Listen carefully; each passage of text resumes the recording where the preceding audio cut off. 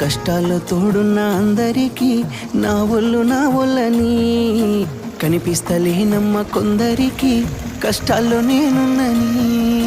నా ఒళ్ళు నీ ఒళ్ళు ఏమున్నది అన్ని కాగితాల బంధాలు, అవి కాగితాలే జీవితాలనుకొని అయినోళ్ళనే వదులుకుంటారయ్యా.